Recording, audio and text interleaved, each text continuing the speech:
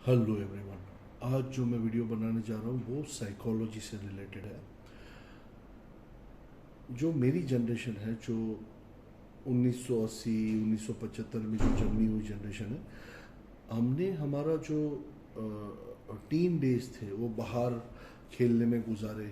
Team work हुआ करती थी, लोग खेलते थे मैदान में। अब क्या है कि आज के डेट में बहुत सारी सिचुएशन चेंज हो चुकी है। तो ये वीडियो उसी के बारे में है और ये जो मनोवैज्ञानिक बीमारी कैसे बढ़ी उसके बारे में है। जब हमारे समय पे हम लोग के पास एडिक्वेट टाइम हुआ करता था, मोबाइल नहीं थे, टेलीविज़न जो थी उसमें भरमार नहीं थी, माँ बाप जो थे वो 9 to 5 जॉब करते थे तो वो भी घर पे रहते थे। हम लोग जो है, हम लोग को सोशल एनवायरनमेंट काफ़ी अच्छा था, नेबर लोगों के साथ इंटरेक्शन था, क्योंकि सबके बच्चे साथ में खेलते थे तो सबकी माँ एक दूसरे को जानती थी। तो एक जो बोलते हैं ना, हर्ड प्रोटेक्शन था, कि एक सोसाइटी का प्रोटेक्शन था कि अगर समझो मेरे माँ बाप कहीं बाहर हैं तो आजू बाजू वाले नेबर ध्यान रखेंगे, वैसा होता था। अब हुआ क्या कि ईयर 2000 से, जब मैं कॉलेज मेरी जस्ट पूरी हो रही थी, उस समय कॉल सेंटर यानी बिजनेस आउटसोर्सिंग इंडिया में बाहर के कॉल सेंटर आना चालू हुए और यंग उम्र में लोगों को अच्छे पगार की नौकरी मिलने लगी। इतने पगार के बारे में किसी ने सोचा नहीं था। यानी वहाँ पे मेरा एक दोस्त है जिसके पिताजी रिटायर नहीं हुए थे, वो कुछ उनका पेमेंट शायद 25 या 30 हज़ार रुपये था मंथली। और ये जो मेरा दोस्त है, उसका सीधा पेमेंट 50,000 स्टार्टिंग पेमेंट था उस कॉल सेंटर में। तो सोचो, बाप से बेटा इमीडिएटली इतना ज़्यादा कमा रहा, और वो करस्पॉन्डेंस से अपना एमएससी मैथमेटिक्स कर रहा था और उसको 50,000 का पेमेंट था। यानी इतने पैसे अचानक से एक टीनेजर या जस्ट जिसने टीन एज अपनी पूरी की हो, जवानी में आया हो, उसके पास आ जाए तो दिमाग हिल जाता है। तो अब फ्रीडम, अब कोई बेंगलोर जाता है, कोई मुंबई आता है, कोई दिल्ली जाता है अपने होम टाउन को छोड़ करके, क्योंकि वहाँ पे ही सब कॉल सेंटर होते हैं ना। तो अकेला रहना है, शेयरिंग में रहना है।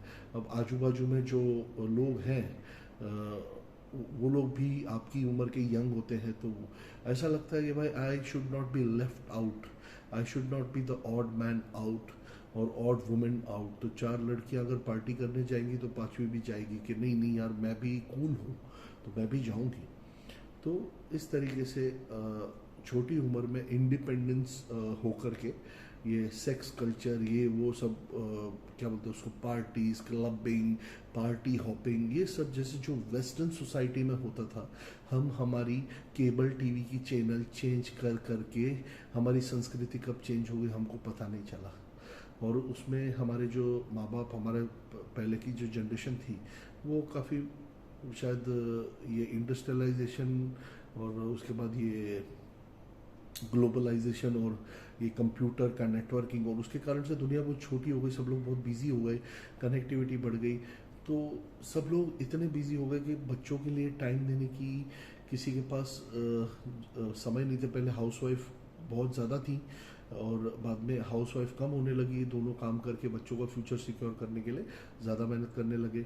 बच्चे ऑफ कोर्स कम पैदा होते, उसकी साइड इफ़ेक्ट और प्लस पॉइंट्स भी हैं कि भाई अब जहाँ पे 5-5 बच्चे होते तो वहाँ पे 1 या 2 बच्चों में काम हो गया और उनके ऊपर ज़्यादा स्पेंड कर सकते हैं, उनकी लाइफ अच्छे से गुजर सकती है। तो बहुत सारे प्लस पॉइंट्स भी हुए। मगर सबसे बड़ा माइनस पॉइंट ये कि छोटी उम्र में किसी को इतना पैसा अचानक मिल जा रहा हो, वो भी अपने बाप से ज़्यादा। और फिर उसके बाद वो, सोचो यार, कभी बाप से 500 रुपये पॉकेट मनी मिलती हो, 50,000 उसको पगार अगर मिल जाए, तो 10 में से एक आधा तो ऐसा होगा कि जो बोले चलो यार इसको मज़ा करते हैं इसका। अब बेसिक रिक्वायरमेंट एक मर्द की क्या होती है? रोटी कपड़ा मकान के बाद होता है सेक्स। अब सेक्स करने के लिए वो नाइट लाइफ और पब या डिस्कोटेक या जो भी, फिर नशे, और धीरे धीरे उसकी आदत लग जाएगी। बेसिकली ये सब चीज़ों में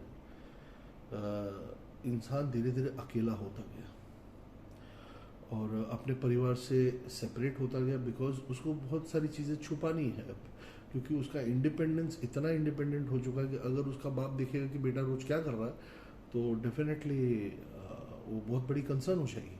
तो ये तो मैं 2000 साल की बात कर रहा हूँ, ईयर 2000, 2001, 2, 3, 4, 5। अभी तो ऐसा है कि माँ बाप ये सोचते हैं कि बस बेटा या बेटी LGBT क्यों ना हो तो अच्छा, बस कुछ भी कर ले यार, बस LGBT क्यों ना हो। कहने का मतलब अब यहाँ पे लोग आए हैं कि भाई बस जो भी है नेचुरल लॉ के जो नेचर के इस अकॉर्डेंस में कोहेरेंस में हो तो भी बहुत बड़ी बात है। मैं यहाँ पे किसी को यहाँ पे LGBTQ की मैं रिस्पेक्ट करता हूँ, ऐसा नहीं, लेकिन लोग सोचते हैं अरे कम से कम चलो ठीक है यार, जो भी कर रहा है, कम से कम लड़का है तो लड़की के साथ ही कुछ उसका अफेयर चालू है या रिलेशन है या मल्टीपल अफेयर चालू है, जो भी है, कम से कम लड़कों के साथ तो नहीं लड़का। ऐसा माँ बाप सोचते हैं अभी, क्योंकि क्या है कि सब कुछ चेंज हो चुका है। ये सभी चीज़ों के अंदर ये क्षणिक जो मज़ा है वो लेने के चक्कर में जो मानसिक बीमारियां इतनी बढ़ चुकी हैं मार्केट में। पहले इतनी मानसिक बीमारियां नहीं थी, इतने मानसिक बीमार लोग मैंने नहीं देखे थे जितने मैं आज देख रहा हूँ। मैंने खुद मेरे पर्सनल लेवल पे ऐसे कई नज़दीकी लोगों को देखा है जो मेंटली उनको अच्छे अच्छे डिसऑर्डर्स हैं। ये मनोवैज्ञानिक बीमारियां जो हैं ये जैसे ही पैसे आए और इंडिपेंडेंस बढ़ा वैसे ये बढ़ने लगी, और ये बहुत बड़ा कंसर्न है हमारे आगे के फ्यूचर के लिए। आप अगर देखेंगे वेस्टर्न सोसाइटी में बहुत सारे आपको वीडियोस मिलेंगे जहाँ पे आपको narcissism, borderline personality disorder, histrionic personality disorder, उसके बाद आपको एंटी सोशल डिसऑर्डर, इसके बारे में बहुत सारी चीज़ें बताई जाएंगी, क्योंकि वहाँ पे ये फुल फ्लेज्ड हो चुका है, वहाँ पे वो अपने एपिटोम पे पहुँच चुके हैं। यहाँ पे इसकी शुरुआत हुई है पिछले 10-1 साल से, और ये बढ़ेगी। दूसरी बात ये है कि जितना हम कोरोना या कोविड वायरस से हमको डराया गया, उससे ज़्यादा इस चीज़ से डरना ज़रूरी है, क्योंकि ये हाईली कंटेजियस है। If you look too long at the abyss look backs into you. आपको ये कंटेजियस बीमारी की तरह आप इसको समझ सकते हो कि अगर आप किसी क्लस्टर बी पर्सनालिटी टाइप के साथ हो सकता है कि आपको उसकी बीमारी लग जाए, हो सकता है आपको ट्रॉमा हो, क्योंकि खैर इसके बारे में मैं एक और वीडियो बनाऊंगा, क्योंकि ये एक वीडियो में मुझे नहीं लगता कि कोई 5 से 10 मिनट से ज़्यादा लंबा वीडियो देखता हो। ये वीडियो उन्हीं के लिए जिनको कुछ और जानना है लाइफ के बारे में। और मैं जो ये बात कर रहा हूँ कोई मेंटल हेल्थ जर्नल पढ़ के, या मैं अपने लाइफ के personal experiences, first hand experiences को जो जो जो मैंने महसूस किया, फील किया, उसके ऊपर से मैं ये वीडियो बना रहा हूँ, ताकि आप लोग की लाइफ में अगर आपने ऐसा कुछ देखा तो आप रिलेट कर पाएँ और आप शायद समझ जाएं, आप ब्रेक लगा लें या आपको थोड़ा कम डैमेज हो, ये उसके लिए। ठीक है, तो पर्सनली मैंने बहुत सारी चीज़ें ऐसी देखी हैं जहाँ पे आपके बहुत करीबी दोस्त को एक ऐसा मेंटल डिसऑर्डर हो, और ये सब जो cluster B personality type disorder है उसको जान पाना बहुत मुश्किल है, क्योंकि ये बहुत इंटेलिजेंट होते हैं। ये इतने इनका इमोशनल क्वोशंट इतना हाई होता है, इनको सब पता रहता है कि ऐसा बोला तो ये क्या करेगा, ये स्टिमुलस दिया तो ये रिस्पॉन्स देगा। ये लोग बहुत ही स्मार्ट होते हैं, बहुत स्मार्ट। इनको अपना काम कैसे निकालवाना, मैनिपुलेट कैसे करना, सब कुछ आता है। ठीक है, खाली प्रॉब्लम ये है कि इनके अंदर सेल्फ एस्टीम बहुत लो होती है, खुद से कुछ कर नहीं सकते। एक टाइप की पैरासाइट होते हैं, लीच होते हैं, जो अपने आप के लिए दूसरों का बलिदान देने में 1 सेकंड के लिए भी नहीं सोचेंगे। फिर वो किसी भी हद तक जा सकते हैं खुद की मनोकामनाओं को पूरी करने के लिए। और अटेंशन सीकिंग एक और इम्पॉर्टेंट चीज़ है इनके अंदर, कि इनको हमेशा सेंटर ऑफ अट्रैक्शन बने रहना है।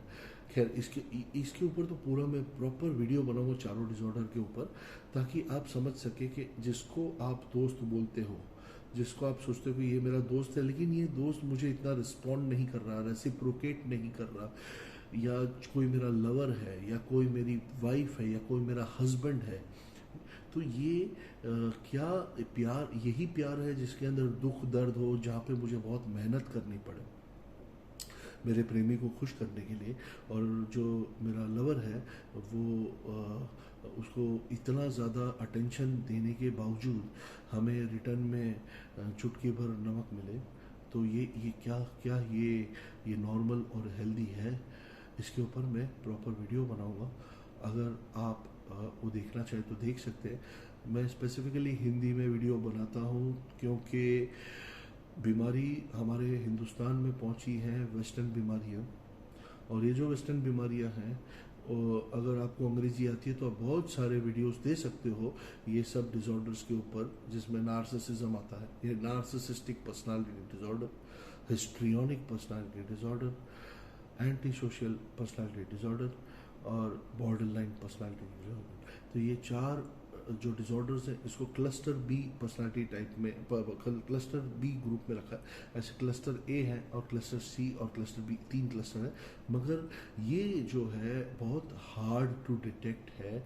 मेंटल इवैल्यूएशन या कोई, जैसे कि आप किसी क्रोधी आदमी को देखोगे जो तोड़ फोड़ करे तो पता चल जाएगा भाई इसको साइकोलॉजिकल हेल्प की ज़रूरत है। लेकिन आप एक शातिर भेड़िया को देखोगे तो आपको कैसे पता चलेगा? वो तो आपसे इतनी मीठी मीठी बात करके आपको मैनिपुलेट करके उसकी सब चीज़ें करवा लेगा और आपके पिछवाड़े में लात मार देगा, और फिर वापस जब उसको ज़रूरत पड़े आपके पास आएगा। तो ऐसे लोग को आप कैसे देख सकते हो? क्योंकि ये सोशली इतने परफेक्ट, पिक्चर परफेक्ट होता है, ये लोग अपने आप को भगवान से कम नहीं समझते। तो इसके लिए ऐसे लोगों के ऊपर हमें ज़्यादा समझना चाहिए, क्योंकि ये दिख के नहीं आते।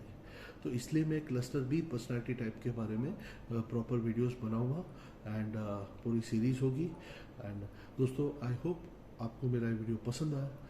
अगली बार यही टॉपिक पे कंटिन्यू करूँगा, एंड आई होप आप मेरा वीडियो पसंद करेंगे, और आपको उससे कुछ डेफिनेटली जानकारी मिले तो मुझे खुशी होगी। And take care guys, take care.